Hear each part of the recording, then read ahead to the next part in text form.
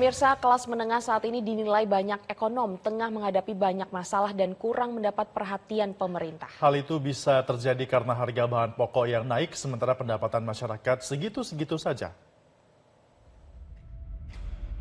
Kelas menengah saat ini dinilai banyak ekonom tengah menghadapi banyak masalah dan kurang mendapat perhatian pemerintah.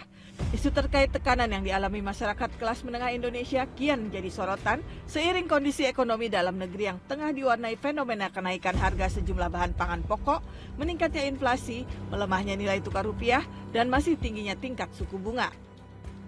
Masyarakat Indonesia semakin banyak mengalokasikan penghasilannya untuk kebutuhan sehari-hari. Hal itu bisa terjadi karena harga bahan pokok yang naik, sementara pendapatan masyarakat segitu-segitu saja. Kondisi ekonomi kelas menengah di Indonesia pada tahun 2024 semakin tertekan. Inflasi harga pangan membuat penghasilan warga Indonesia habis untuk makanan dan minuman, sementara sebagian dari mereka menggunakan tabungannya untuk memenuhi kebutuhan sehari-hari. Direktur Eksekutif Center of Reform on Economic atau KOR, Muhammad Faisal, mengatakan kelas menengah saat ini mendapat tekanan dari kedua sisi, yakni dari sisi pendapatan yang melambat dan biaya hidup yang kian tinggi. Hal ini membuat daya beli masyarakat kelas menengah berkurang. Pemerintah harus bisa memperhatikan masyarakat kelas menengah dari penguatan pendapatan khususnya bagi para pekerja formal. Di sisi lain, Faisal juga menyebut pemerintah harus bisa menjaga tingkat inflasi agar harga bahan pangan masih bisa dijangkau bagi kelas menengah.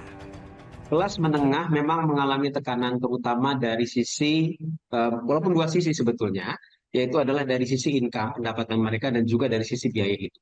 Saya melihat terutama yang paling besar adalah dari sisi income.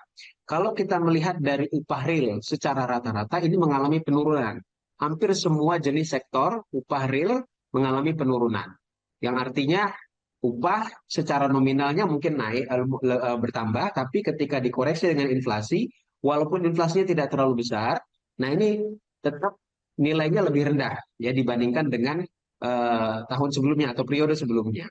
Nah, ketika income mengalami pelemahan atau berkurang secara real, kemudian diikuti juga dengan kenaikan berbagai macam kebutuhan hidup, yang bukan hanya barang-barang yang terkait dengan inflasi, tapi juga kebijakan-kebijakan yang di-drive oleh harga-harga yang di-drive oleh pemerintah. Nah, ini yang menyebabkan kemudian dari sisi daya beli mereka mengalami penurunan, dan ini saya melihat terutama memang di kelas menengah ya. Era pekerja bergaji murah sendiri sudah tidak bisa diterapkan di Indonesia. Gaji pekerja harus naik untuk mencapai tingkat pendapatan per kapita yang tinggi dan merata, serta menciptakan barisan kelas menengah yang kokoh. Namun untuk itu perlu ada intervensi kebijakan pemerintah guna meningkatkan produktivitas dan keterampilan masyarakat. Jelajahi cara baru mendapatkan informasi. Download Metro TV Extend sekarang.